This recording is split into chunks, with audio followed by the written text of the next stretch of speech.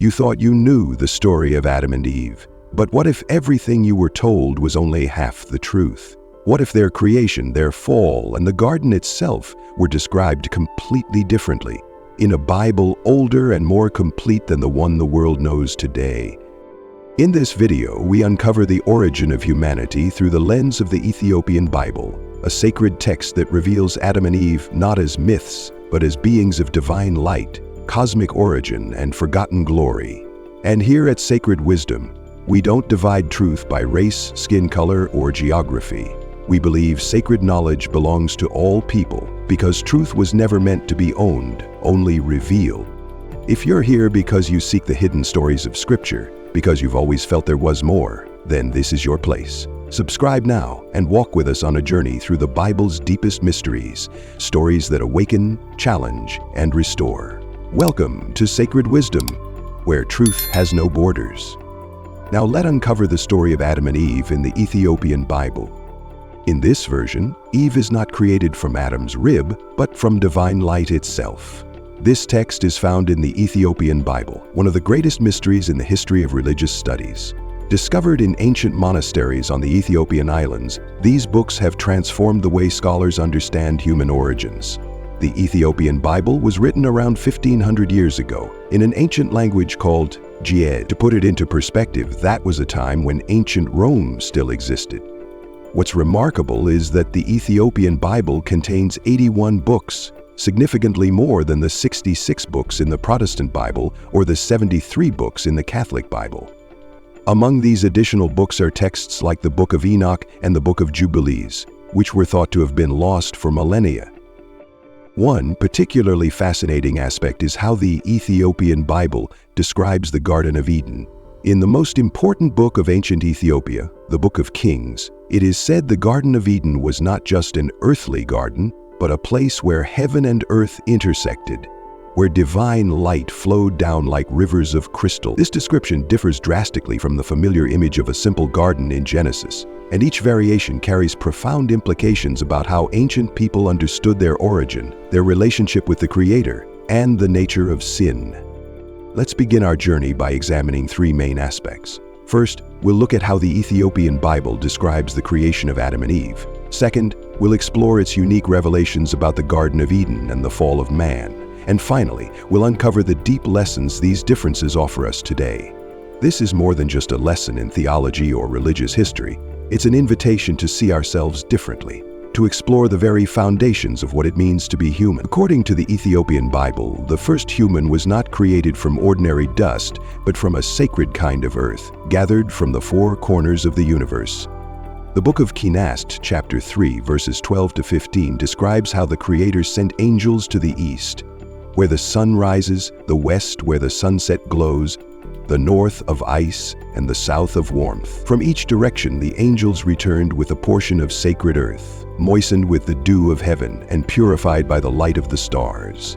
This reflects the meticulous preparation behind Adam's creation, far more elaborate than the simple description in Genesis. But what is even more remarkable is how life was breathed into Adam. According to the book of Kepho, chapter 2, verses 23 to 27, when Adam's form was complete, the Creator did not merely give him the ordinary breath of life. Instead, He placed within Adam a divine spark, a piece of His own spirit. This spark shone in Adam's eyes, making them as clear as crystal and enabling him to see even the invisible. The book of Enoch, chapter 12, verses 4 to 8 also adds that when Adam opened his eyes for the first time, the light from his gaze was so strong it illuminated the entire garden. The angels had to shield their eyes from this light, for it bore the same essence as the divine light of the Creator. These details are not merely poetic, they illustrate a deep theological point about the divine nature within humanity. The fact that Adam was created from earth gathered from the four corners of the universe implies that humans embody the balance of opposing elements in nature: ice and fire, sunrise and sunset. This symbolism reflects a holistic understanding of human essence, one that is far more nuanced and spiritually rich than traditional interpretation. In the book of Cast, chapter 3, verses 28 to 30, we read that the Creator taught Adam the language of the angels so that he could understand the secrets of the universe. Adam was given the ability to name all things according to their true nature, for in his eyes was the light of divine understanding. This suggests that the first human language was not merely a collection of sounds or symbols, but a powerful tool for comprehending and interacting with the very fabric of reality. This might explain why, in many ancient cultures, language is often seen as sacred, with words believed to carry real creative power. It also hints at the origin of the belief in incantations, spells, or sacred utterances. But while the story of Adam is filled with wonder, the revelations about Eve are even more astounding and challenging to traditional teachings. Contrary to the Genesis account where Eve is formed from Adam's rib, the book of Nagast, chapter 4, verses 8 to 12, tells us that while Adam slept, the Creator took the purest light from the morning stars, crystallizing it into the form of Eve. Her body radiated a gentle glow like the moon, and her soul was infused with the wisdom of angels. This offers a revolutionary perspective not just on creation, but on gender equality. The book of Kwele, chapter 3, verses 4 to 7, emphasizes that Eve was not a part of Adam, but a wholly independent creation, bearing her own divine light. She was given the capacity to see things Adam could not, and to understand truths Adam could not grasp. This notion of complementary vision and wisdom challenges traditional patriarchal views and speaks volumes about how the ancient Ethiopian texts viewed womanhood, not as secondary, but as equally divine. The relationship between Adam, Eve, and the Creator is also richly illustrated.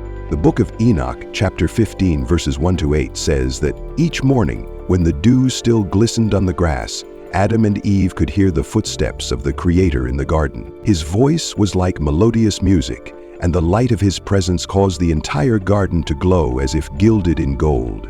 Their communion with God was not distant, but intimate, tangible, and ongoing. They were not simply caretakers of Eden, they were partners in divine dialogue, learners of celestial secrets. In the book of Kunas, chapter 5, verses 15 to 18, it is written that Adam and Eve could see the invisible, hear the voices of angels, and understand the language of all creatures. They could perceive both past and future, for their eyes held the light of divine wisdom. These abilities were extraordinary, but they came with immense responsibility. Adam and Eve were granted free will, but that freedom was a covenant, an agreement that came with the obligation to bear the consequences of their choices. This framing of the fall is crucial. If they were created so perfectly, what led to their downfall? The Ethiopian Bible suggests it wasn't a simple act of disobedience, but something far deeper. The Garden of Eden itself, as described in the book of Kunas, chapter 6, verses 1 to 5, was not merely a lush garden on earth, but a sacred place perched on a high mountain where earth touched heaven. 4 crystal rivers flowed from the mountain's peak, carrying divine light instead of water. The air in the garden held the essence of eternal life. Every breath brought wisdom. The initial relationship between humans and the Creator in this sacred space is described with awe and intimacy. The book of Kafal, chapter 4, verses 8 to 12, tells us that every sunset, when twilight bathed the garden in gold, the Creator would appear in the form of pure light. Adam and Eve could converse with him directly, learning the secrets of the universe and understanding the language of all creatures. This portrayal suggests a level of communion that far surpasses the Western image of a distant God walking occasionally in the garden. But perhaps the most remarkable revelation lies in the structure and rules of the garden itself. According to the Ethiopian Book of Enoch, chapter 16, verses 9 to 15, the garden contained 3 sacred trees: the tree of life, which granted immortality, the tree of knowledge, which allowed understanding of all things, and the tree of light, the source of all divine energy. Unlike the Genesis account, which only mentions 2 trees and forbids eating from one, here, Adam and Eve were allowed to partake from both the tree of life and the tree of light. They were forbidden only from the tree of knowledge and not permanently. Access to it was to be granted once they had attained full spiritual maturity. This idea paints a picture not of restriction, but of divine pedagogy, a carefully guided path to enlightenment. This theme continues in the book of Nagast, chapter 7, verses 3 to 7, which describes the garden in astonishing detail. The ground was as clear as crystal, reflecting heavenly light. The flowers did not merely offer fragrance, but also produced angelic music when the wind passed through them.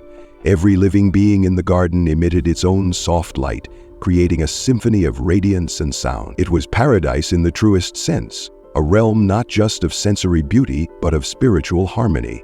But this is where the Ethiopian Bible introduces a dramatic twist. The tempter, as described in the book of Kufa, chapter 5, verse 1-5, did not appear as a snake, but as a being of light, resembling the angels. It did not simply speak, but created illusions, visions of possible futures, and promises of unimaginable power. This was not a simple deception, but a seductive offering of godlike creation. The book of Kenest, chapter 8, verses 12-16, reveals that Eve was not tempted with mere knowledge, but with the ability to create life and light itself, to become like the Creator. She was shown visions of a world she could shape by her own design, where the laws of nature would obey her will. This is an enormous departure from the simplistic Genesis account, and it speaks volumes about how sin is conceptualized not as a mere act of defiance, but as a distortion of divine purpose through ambition. The consequences of this act were not immediate punishment, but a slow unraveling of divine essence. The Ethiopian book of Enoch, chapters 17, verses 1-8, tells us that when Eve gave the fruit to Adam, their crystal-clear eyes began to dim. The divine light within them started to fade, and for the first time they experienced darkness, not just around them, but within their very souls. This moment wasn't just about breaking a rule. It marked the beginning of a cosmic disconnection. According to the book of Kenest, chapter 9, verses 1-4, when the Creator came to the garden that afternoon, Adam and Eve could not look directly at his light, not because he had changed, but because they had lost the capacity to behold the divine. This concept redefines the fall. It is not portrayed as the result of curiosity or weakness, but as a gradual abandonment of divine nature for the illusion of power. The story continues to challenge us with an urgent question. If humanity was once capable of such spiritual brilliance, is it possible to regain what was lost? The Ethiopian Bible boldly says yes, and in the next section it reveals the cosmic consequences of the fall, as well as the path back to redemption. According to the book of Kibir-Nagast, chapter 10, verses 1-5, the first visible consequence of the fall was that when the divine light left Adam and Eve, their bodies became heavy and dark. But it didn't end there. Nature itself responded to their transformation. The flowers ceased to produce angelic music. The ground, once as clear as crystal, became opaque and dull. The language of all creatures, once clearly understood, now became foreign. It was as if the entire environment had been stripped of its divine resonance. But the most shocking consequence is described in the book of Kafal, chapter 6, verses 2-8, where the text says, "The fall created a crack in the fabric of reality itself. The heavenly light could no longer flow freely down to earth. The 4 crystal rivers of Eden gradually lost their luminosity, becoming ordinary water, and the sacred closeness between heaven and earth began to fade." This isn't merely a symbolic interpretation of sin, it is a metaphysical rupture. The structure of the universe changed. The sacred bridge between the material and spiritual realms was severed. No longer were Adam and Eve divine beings within a divine world. They had become exiles in a reality that now mirrored their inner fragmentation. This narrative powerfully reframes the idea of a lost paradise, not just a location, but a state of being in which all things were interconnected in divine harmony. The Ethiopian book of Enoch, chapter 18, verses 9-15, goes even further by explaining that before the fall, Adam and Eve could see both past and future, understand the language of angels, and feel the presence of the Creator in every breath. But after the fall, their vision was limited to the material world. The spiritual dimension faded like a dream. What remained was a haunting memory of what once was, a memory that became a wound in the soul. The book of Kenest, chapter 11, verses 3-7, describes that when Adam and Eve looked at each other after the fall, for the first time they could not see each other's souls. They only saw the outer surface, the skin. This is the true meaning, the text says, of they realized they were naked.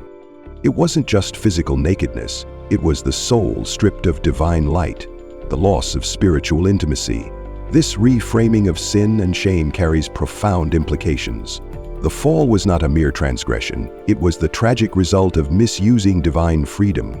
The book of Kuale, chapter 7, verses 1-4 teaches that the freedom to choose is the most divine gift the Creator gave to humanity, but it is also the greatest test. Every choice made does not simply affect the individual. It reverberates through the very fabric of creation. Yet even in this spiritual darkness, the Ethiopian Bible offers a thread of hope. The Ethiopian book of Enoch, chapter 19, verses 2-8 declares that, although the divine light has dimmed, it has never been fully extinguished in humanity. Every soul still contains a spark, a seed of the original divine potential. This is the basis for redemption, not through erasure of the past, but through restoration of what was lost. The book of Konast, chapter 12, verses 5-9, beautifully describes how the Creator's mercy is not about removing the consequences of the fall, but about giving humanity a chance to rekindle the divine spark. Every act of kindness, every moment of compassion, every deep understanding lights up that spark within the soul. Redemption, then, is not a single moment but a lifelong process. It's a slow, sacred return to our original essence. The book of Kuale, chapter 8, verses 15-18, explains that the journey back to divine light is not a reversal to Eden, but a progression toward a higher state of consciousness, one where we retain our freedom but align it with divine wisdom. These teachings are not abstract. They offer a spiritual roadmap, a way to make sense of the longing we feel, the ache of something missing, the inner cry for something more. Let us now compare the insights of the Ethiopian Bible with those of the Hebrew Bible. In Genesis chapter 2, verse 7, it states, "The Lord God formed man from the dust of the ground and breathed into his nostrils the breath of life, and man became a living being." The focus here is on man's earthly origin and the impartation of life as a divine breath. But in stark contrast, the book of Nist, chapter 3, verses 12-15, describes the Creator gathering earth from the four corners of the universe, each piece infused with different divine qualities, and breathing not just life but a spark of his own divine essence into it. This distinction is critical. The Hebrew Bible emphasizes man's humble earthly beginnings, while the Ethiopian Bible presents humans as beings of cosmic importance, carrying fragments of divine energy. This shift transforms our understanding of human nature. We are not merely dust brought to life, but vessels of divine light, born from all directions of the universe, with innate purpose and sacred potential embedded in our very structure. This contrast continues with the creation of Eve. Genesis chapter 2, verses 21-22 explains that God caused Adam to fall into a deep sleep, took one of his ribs and formed it into a woman. This has traditionally been interpreted as Eve being derivative, secondary to Adam. But the book of Kuale, chapter 4, verses 2-8 offers a radical alternative.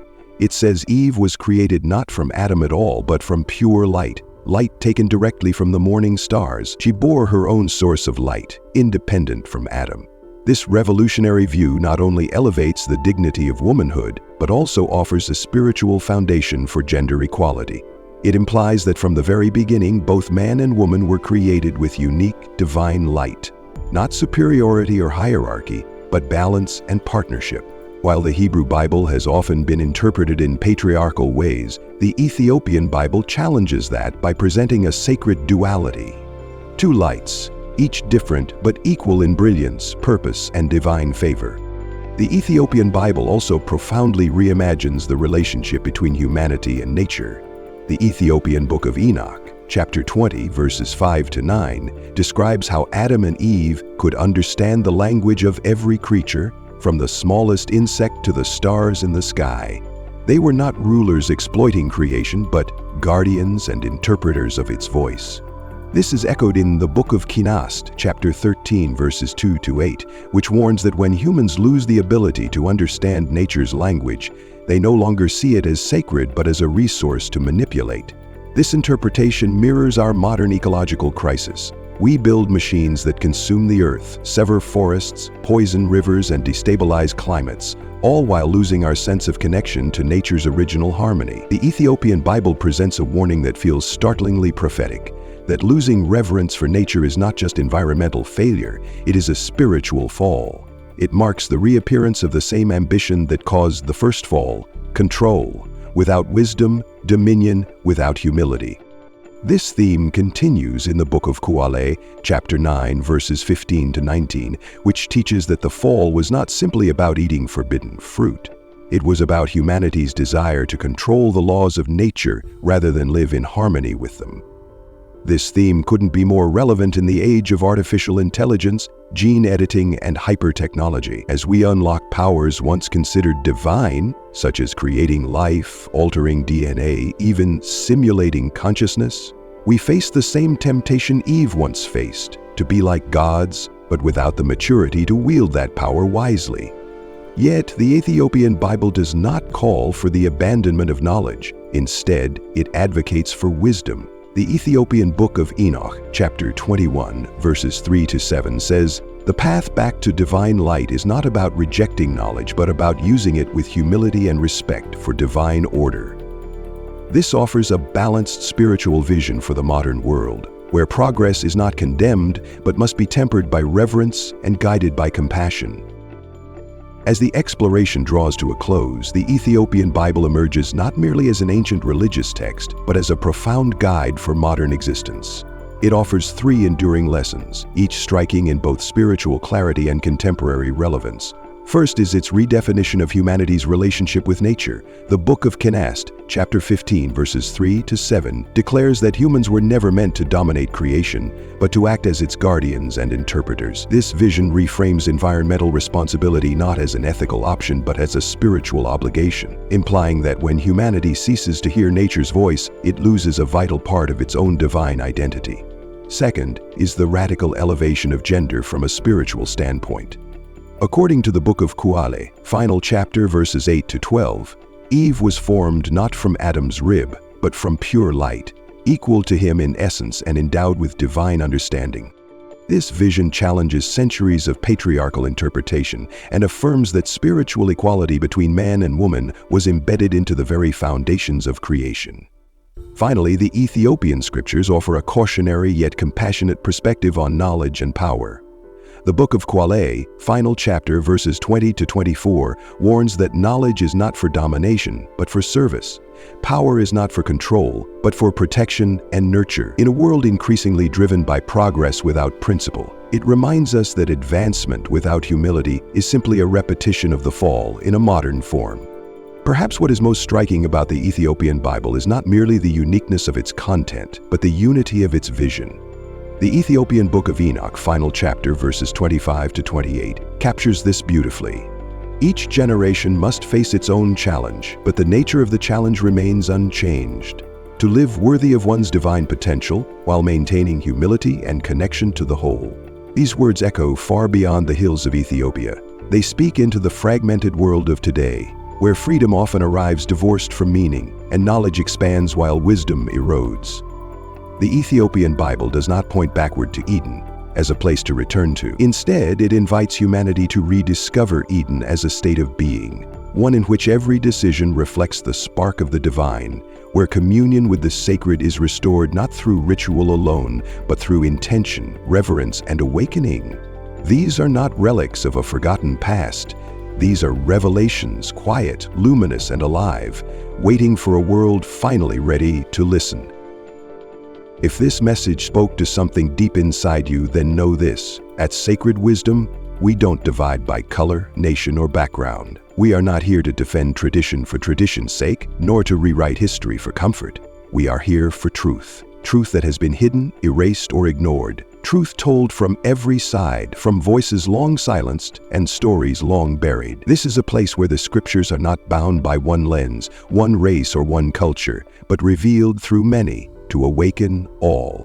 So if you're seeking more than what's commonly told, if you're hungry for the wisdom that's been left in the shadows, subscribe to Sacred Wisdom. We are here to remember, to restore, and to reclaim what was always ours. Not black or white, just true, just sacred, just human. Thank you for watching with us. Until next time, may you walk in peace and power.